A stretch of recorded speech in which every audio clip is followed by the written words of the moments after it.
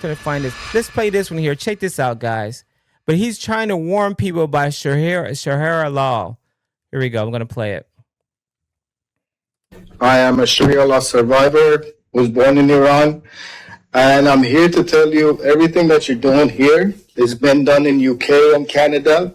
You have no idea where this halal money is going to, how they're funding these mosques, and what kind of a hell is coming towards your country right now.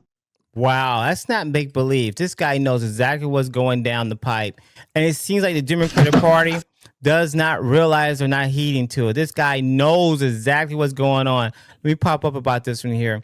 God, I saw this one. I was like, I was torn. I was like, why are we allowing this to happen, guys? Like, why are we allowing this to happen? It says here specific phases here. He says phase 1, they come in peace. Yep, that's what they're doing. Zohran Mamdani smiling in your face. Boy, I tell you, they smile in your face. Come in peace.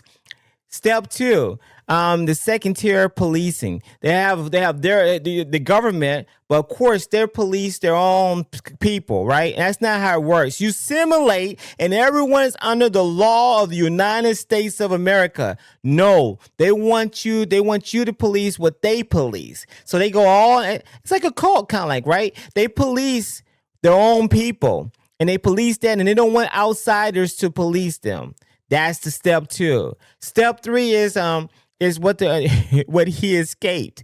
It's modern social media framework. It's step 3 right there. Step 3. It is frequently used in political commentary, particularly in the UK and Western Europe, to argue that Muslim immigration leads to a gradual takeover. That's what they want, a gradual takeover. UK, Canada are struggling with this, guys. The 3 stages concept, this is a modern interpretation, is loosely adapted from an old, highly controversial theory, though, politicalized by some Western critics of Islam. Yep, and it started, and it seems like it's actually going. It's in effect. It's in effect. They come in peace, and yet they say they want to use their laws, their religion to police their people, and of course they get politicians to back them. And this is what they're doing. They get police officers, politicians. You see it in Dearborn, Michigan. You see it in places in Texas where they're taking over areas and building mosques. They have money coming from overseas to do this. Islamic perspective, though, I want to make sure I show the full perspective of this and be fair. Mainstream Islamic scholars and historians reject this 3-stage takeover. They're saying that it's all in your head. It's real, but it's not all. It's only but a small amount, right? They state that it takes historical wartime verses from the Quran and completely out of context and misrepresentations of it to the Islamic theory. And they emphasize peaceful coexistence with other laws in the country. But you know what? It seems like it doesn't happen. That's Iran. It swiftly dominated it, and they don't want to take it over. They don't want any other religion, not another religion at all. They swiftly take it there. The wall. It says here that what Sharia law actually is. Zohran translates literally to the path to water. It is a vast system of ethics, morals, and law. Derived from the Quran, and then the political takeover strategy. Now I'm gonna get into Zohran Mamdani here. Yeah, oh my God, someone says communist. Zohran Mamdani thanks Allah for the most socialist winning in New York. New York's going to be highly successful or a big failure.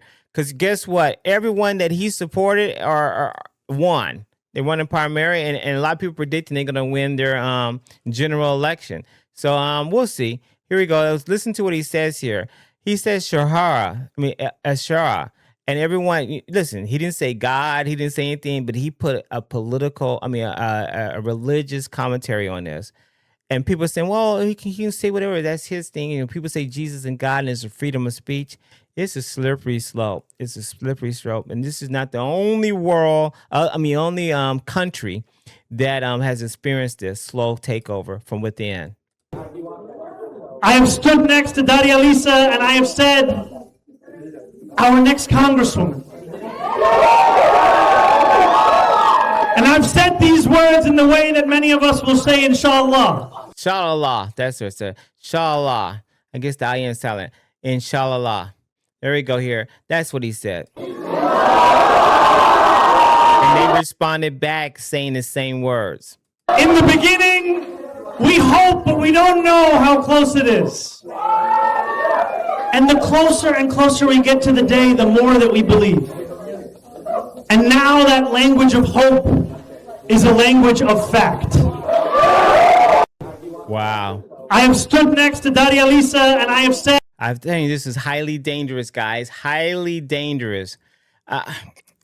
Everyone's ringing the bell. Thank God we have a government. He's 34 years old. 34 years old, and he's running the largest city in United States. He's running he's a mayor of a city larger than anywhere in the United States, guys. Let that sink in. His budget is more than any other city in the United States. And he's 34 years old. His first job doing this, and he's pushing the Make-A-Wish ideas like he was in a junior high school. I'm just saying, a 34-year-old running one of the largest cities in the world, being the mayor. Yep. The governor says, nah. You got the majority leader, the minority leader of the House of Representatives, Hakeem Jeffries, who's in New York. He's saying stuff like, well, we're part of everything. We're all this and all that. But even it's so many of them. John Fetterman is ringing the bell saying, whoa, this is getting a little bit out of control, because all the other politicians in that area now are socialists at a level that is far left. And this is experimentation that can go really bad, really quick. I'm telling you now, it's going to go really bad, really quick, and the bells are ringing louder and louder. Can't believe this. Can't make this stuff up. Here we go. He says, Stephen A. Smith criticizes Zohran Mamdani and warns Democratic Party against adopting democratic socialism. That's right. He's warning them about democratic socialism, yet he doesn't want to just say, I'm a Republican. He's like one of the guys that's in the far. He's a Democrat. He's a conservative Democrat like they used to be, and he's trying to hang on to it. Stephen A., that party is gone. Now it's blue hair, red hair, tattoos. I'm not talking about this little tattoos, crazy tattoos, worshiping not God, not Jesus, but something else. Hey, what's going on, James from Brooklyn? I see you there, Brian. Oh my gosh, worshiping all these other things. They have this umbrella of, and this is what Hakeem Jeffries says, we have an umbrella that's wide and it's for everybody that, of course, they do not want to have justice, moral, and the right to do goods that's right. That's what I was saying. Here we go. Let's take a look at this. Ladies and gentlemen, let me be. Because this is Stephen A. Smith, guys. This is my first time seeing it, so this is my reaction seeing it with you.